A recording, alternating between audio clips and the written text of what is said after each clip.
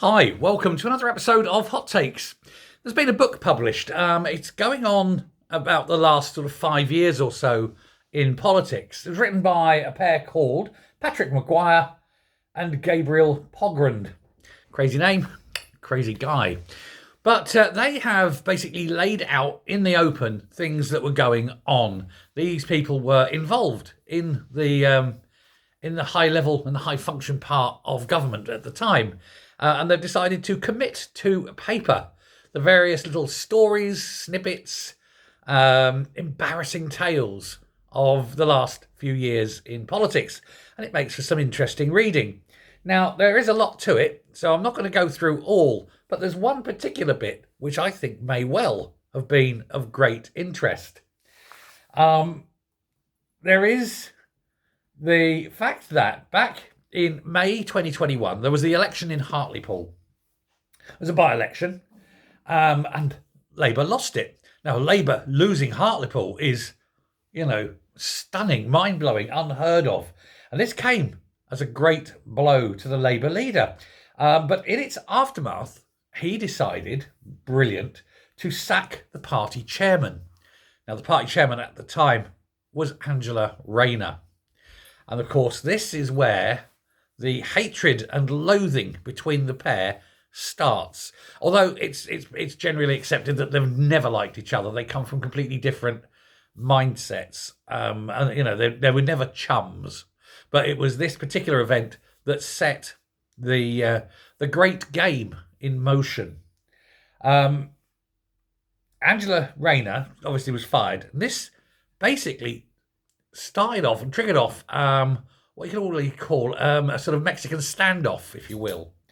She, by all accounts, basically got up after being fired, went to the pub, switched off her mobile phone and refused to take any calls at all from anyone in the party. She was livid. Quite right, too. And according to this book, confidential sources, as they say that she was ready at that time in 2021 to launch a coup against Keir Starmer. And by all accounts, it was all set to go, and she would have done it. She would have taken him out. You think, my God, why couldn't you? Why didn't you? Please, you should have. All the unions were on board, apparently. They had Unite and its money. They had Unison and that money. Momentum, of course, were already lined up for this. There was a lot of people with a lot of vested interests in getting Rayner to become the leader. She is, after all, a unionist. And I mean that in the form of a union supporter, not, Scotland, England unionist or anything. But she is a unionite, shall we say, through and through. They were done. They were ready to go. They had the rally, and there was 5,000 people. And this posed a clear and present danger. And so things had to change. Well, in the end, in order to diffuse this situation, Rayner was eventually given not just one important job, but three. Shadow Chancellor of the Duchy of Lancaster, including one of them. The book now claims that Rayner herself had doubts and still has doubts over Keir Starmer's continued existence as leader, however. And she also complained that nobody in the party knows who's running the party. As far as they're concerned, it's not Starmer. Starmer is not the leader of the party. He's the figurehead. Morgan McSweeney seems to be doing the day-to-day grunt work, but there's a lot of people in the party who loathe Morgan McSweeney.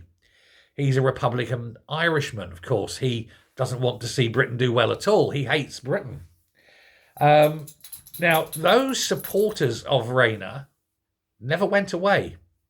They're still there. And the feeling is that she is now preparing the ground and ready to push for a challenge.